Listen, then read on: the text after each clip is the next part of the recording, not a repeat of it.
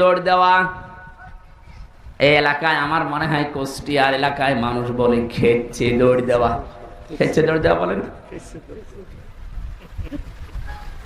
সাপে তাড়লে বাঘে তাড়লে মানুষ যেভাবে দৌড়ায়, কিয়ামতে আপনজন দেখলে মানুষ ওইভাবে দৌড়াবে।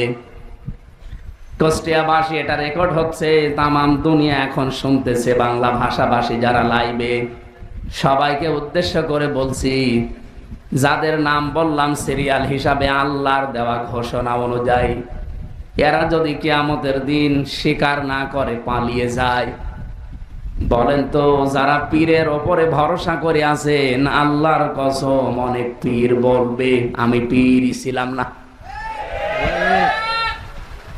আপনার মা যদি বলে আমি সন্তান পাবো কোথায়, আমার তো বিয়ে হয়নি, বাবা যদি বলে আমি সন্তান পাবো কোথায়, আমার বিয়ে হয়নি, আল্লাহর কসম পীর সাহেব বলবে আমি পীরই ছিলাম না, মরে